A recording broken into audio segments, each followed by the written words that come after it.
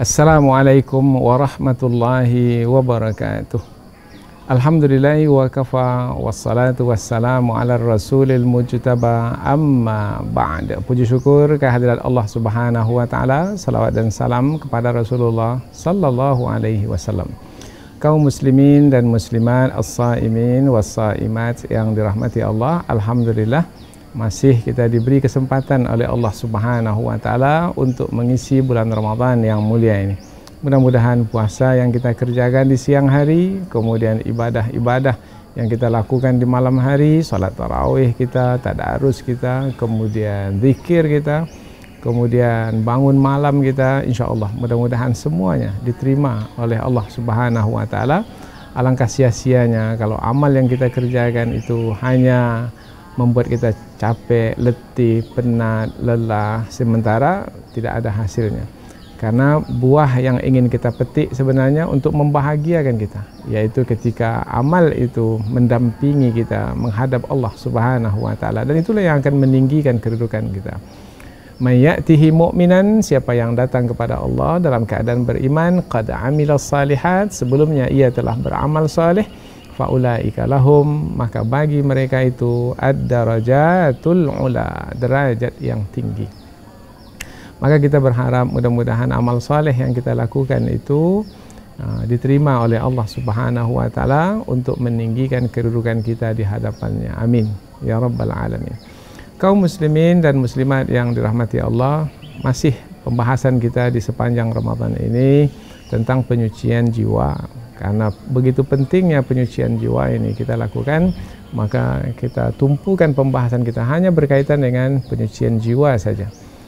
Dan pada kali ini kita ingin melihat isyarat kata ma'ana, yaitu bersama kita atau bersama kami. Ma'a bersama, na kami, bersama kita. Kita atau kami, karena na di dalam bahasa Arab itu bisa kepada kita atau bisa kepada kami, maka lihatlah konteksnya seperti apa. Ketika Rasulullah Sallallahu Alaihi Wasallam keluar dari rumah, berhijrah ke Madinah, dan sebelumnya bersembunyi dalam gua, yang mendampingi Rasulullah Sallallahu Alaihi Wasallam adalah Abu Bakr As-Siddiq radhiyallahu anhu. Mereka berdua, Rasulullah dan Abu Bakar As-Siddiq, bersembunyi dalam gua. Gua itu kecil sekali, hanya untuk 2 orang saja. 2 itu dah sempit terasa. Kemudian gua itu berada di atas gunung Jabal Saur di kota Mekah. Di sanalah Rasulullah bersembunyi.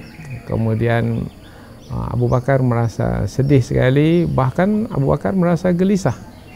Nah, sedih bercampur gelisah, ada takutnya juga karena rupanya sudah sampai pula kafir Quraisy di situ mengejar dan ingin menangkap Rasulullah dan Abu Bakar As-Siddiq. Mereka tidak akan membiarkan Rasulullah keluar dari kota Mekah. Nah, namun Allah Subhanahu wa taala memberikan perlindungannya kepada Rasulullah dan sahabatnya itu, yaitu seperti yang telah kita ketahui di dalam kisah sirah Nabawi. Namun yang menariknya adalah ketika Rasulullah menyampaikan kepada Abu Bakar As-Siddiq, la tahzan, jangan kamu sedih, innallaha ma'ana, sesungguhnya Allah bersama kita. Sesungguhnya Allah bersama kita. Bersama kita bermakna Allah bersama Rasulullah, Allah juga bersama dengan Abu Bakar As-Siddiq. Itu maknanya bersama kita. Mengapa kebersamaan dengan Rasulullah dengan Allah, Abu Bakar dengan Allah, kemudian Rasulullah dengan Abu Bakar bersama-sama dengan Allah Subhanahu wa taala? Kesamaan itu adalah disebabkan karena kesucian jiwa mereka.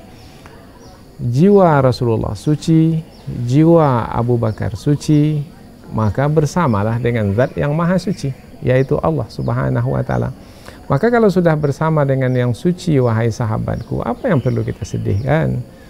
Karena yang bersama dengan kita itu adalah yang maha berkuasa atas segala sesuatu. Maka jangan takut dengan kafir Quraisy. Sebanyak apapun mereka, sehebat apapun mereka, tidak akan mungkin bisa menembus kekuasaan Allah Subhanahu wa taala yang kokoh, Nah, disitulah Rasulullah menasihati sahabatnya, la tahzan, janganlah kamu sedih wahai sahabatku, innallaha ma'ana, sesungguhnya Allah bersama kita.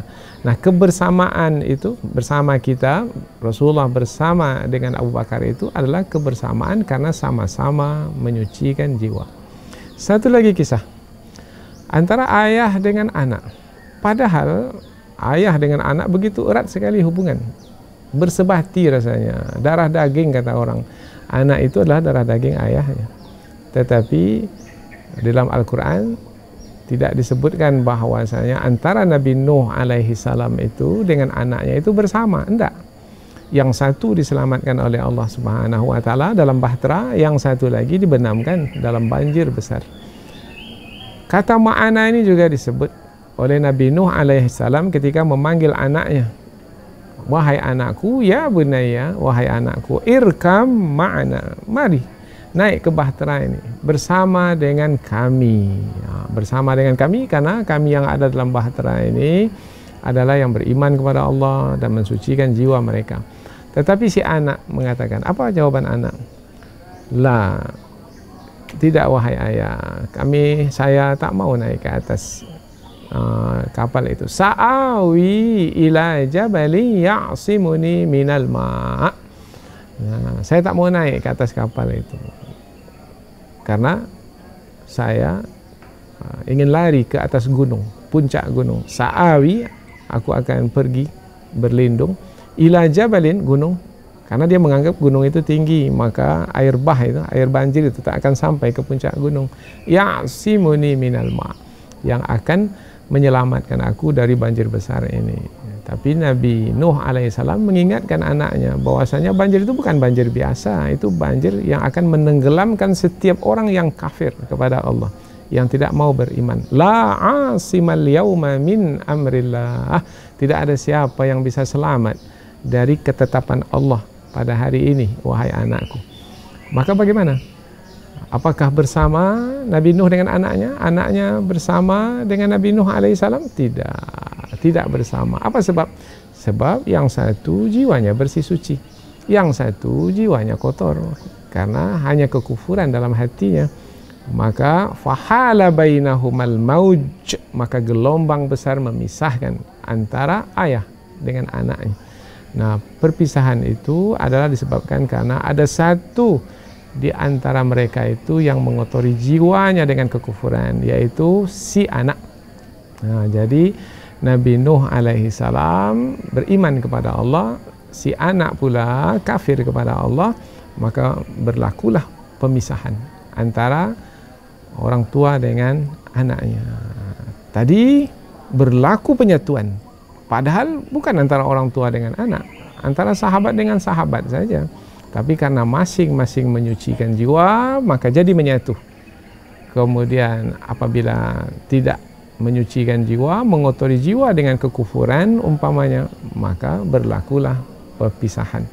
Inilah pentingnya penyucian jiwa. Jadi penyucian jiwa itu yang membuat kita menyatu dengan makna yang sejati. Tetapi saat seseorang atau dua-dua mengotori jiwa dengan kekufuran atau juga mengotori jiwa dengan kemaksiatan, maka berlakulah perpisahan.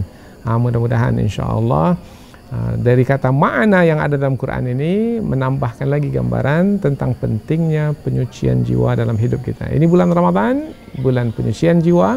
Kita gunakan peluang ini baik-baik sehingga mudah-mudahan masing-masing kita, siapapun kita, orang tua, anak, abang, adik, sahabat, siapapun, pemimpin, warga, semuanya menyucikan jiwa. InsyaAllah inilah yang akan menyatukan kita dengan makna yang sebenarnya.